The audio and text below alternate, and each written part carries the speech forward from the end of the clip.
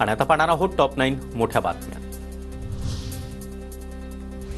स्वारगेट बलात्कार प्रकरणामधील ॲडव्होकेट असीम सरोदे यांनी दाखल केलेली याचिका कोर्टाने फेटाळली। पीडित महिलेची बदनामी करणारी वक्तव्य आणि बातम्या येत असल्याची याचिका सूचना देण्याचे अधिकार जिल्हाधिकाऱ्यांकडे असल्याचं कोर्टाचं निरीक्षण, तर सरोदे यांच्याकडून जिल्हाधिकाऱ्यांकडे अर्ज। आरोपी दत्ता गाडे पोलिसांचा गणवेश परिधान करून एसटी स्थानकाच्या आवारात वावरायचा। स्वारगेट अत्याचार प्रकरणामधील तपासामध्ये नवी माहिती समोर।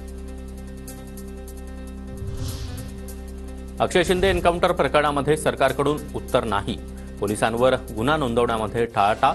सरकारच्या भूमिकेबाबत उच्च न्यायालयाकडून नाराजी व्यक्त। आयआरएस अधिकारी समीर वानखेडे पुन्हा एकदा मुंबईत रुजू होणार। सेंट्रल ॲडमिनिस्ट्रेटिव्ह ट्रिब्युनलनं वानखेडे यांची चेन्नईमधील बदलीचे आदेश रद्द केले। आर्यन खान ड्रग्ज प्रकरणामधील आरोपानंतर वानखेडे यांची चेन्नईला झाली होती बदली। अमेरिकेमध्ये अज्ञात हल्लेखोरांकडून भारतीय विद्यार्थ्याची गोळ्या झाडून हत्या। कुटुंबावर दुःखाचा डोंगर। Praveen Kumar part time job करत असलेल्या दुकानावर हल्लेखोरांकडून दरोडा टाकत गोळीबार। लोकसभेतील विरोधी पक्षनेते राहुल गांधी मुंबई दौऱ्यावर। धारावीमध्ये काम करणाऱ्या लेदर कामगारांसोबत संवाद साधला। धारावी पुनर्विकास प्रकल्पाला विरोध होत असताना राहुल गांधी यांच्या दौऱ्याला महत्त्व। रोजा पाळण्याच्या मुद्द्यावरून क्रिकेटर मोहम्मद शमीवर मुस्लिम धर्मगुरूंची आगपाखड।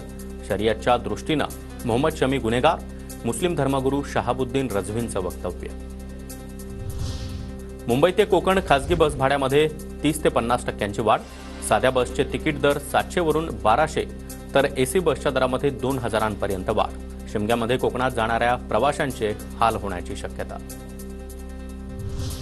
दिल्लीच्या जेएनयू विद्यापीठामध्ये कुसुमाग्रजांच्या नावानं सुरू होणाऱ्या मराठी अध्यासन केंद्राची प्रक्रिया लांबणीवर। कर्मचारी आणि प्राध्यापकांच्या नियुक्त्या रखडल्यानं अध्यासन केंद्र सुरू करण्याची प्रक्रिया लांबणीवर।